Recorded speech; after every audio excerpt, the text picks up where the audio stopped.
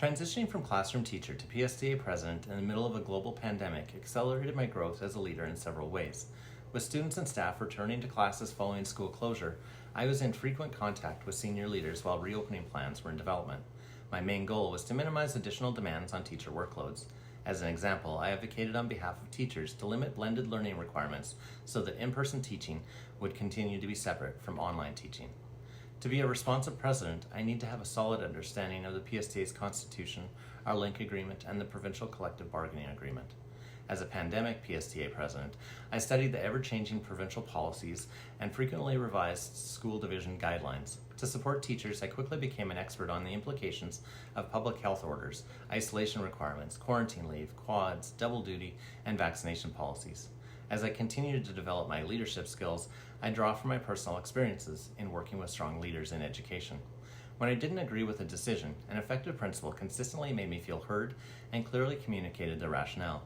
Similarly, when the division modified the calendar to include a statutory holiday to recognize Truth and Reconciliation Day, I did my best to listen to teachers' concerns and help teachers understand the rationale for the division's decision.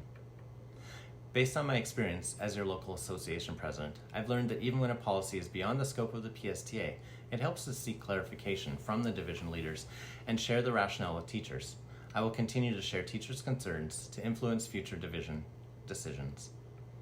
Past President Brian Knowles helped me appreciate the importance of taking time to fully understand an issue, to seek counsel from STF senior administrative staff, and ask questions to seek clarity before responding to teachers. Brian was elected during a time of change. We had a newly appointed director. It was time to rebuild trust between the PSTA and the division following a period of tension and perceived lack of transparent communication. One of my goals as PSTA president is to continue to improve the relationship between the PSTA, the board, and senior division staff. I know from experience we can achieve more when we are all working together.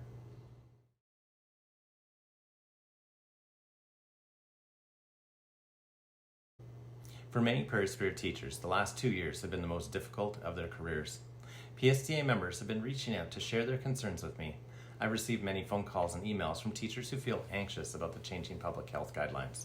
Some teachers worry we'll lose some of the beneficial changes that have arisen in response to the pandemic. The most pressing need of teachers will be navigating the transition to a post-pandemic life, and as PSTA president, I will help guide the transition by listening to teachers and sharing their voice with senior division staff. For example, many members prefer a hybrid model for student-led conferences, which offers families the option to attend in person or online. Some teachers are concerned about the return of extracurricular activities and their work-life balance. During in-person meetings, we connect as colleagues with opportunities for informal conversation. I find this most energizing.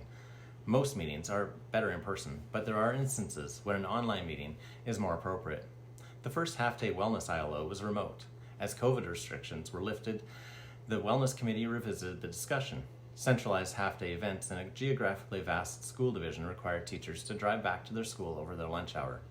We resolved that the Wellness Committee must keep teacher wellness as a focus. Therefore, we will not ask teachers to travel long distances midday. Since you elected me in the spring of 2020, I've done my best to be readily accessible to PSTA members, to make members feel heard, and to share teachers' concerns with senior division leaders while maintaining a positive relationship with the board and the division. I promise to continue this work steadily and thoughtfully, and I will continue to bring new ideas and initiatives to members for feedback through representative assemblies and member surveys. My number one priority as PSTA president is supporting members.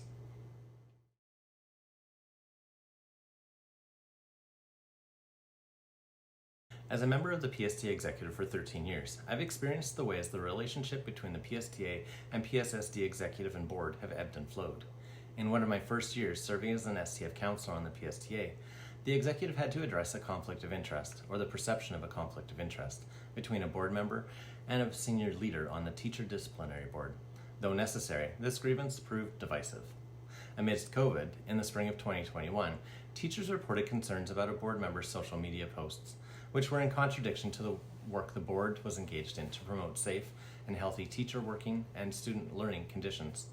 On behalf of the PSTA Executive, I sent a letter to the board trustee and the board chair to request that the board trustee refrain from posting these types of harmful messages. I was compelled to respond. I took care to seek counsel from the STF and our Director of Education to navigate this problem. The PSTA exists to protect and advocate for Prairie Spirit teachers. By facilitating constructive collaboration and respectful problem solving, I'm confident that I can continue to represent teachers effectively while maintaining a trusting and positive relationship with our employer. Vote to re-elect me, Scott Woods-Fehr, and I will continue to support you, locally and provincially.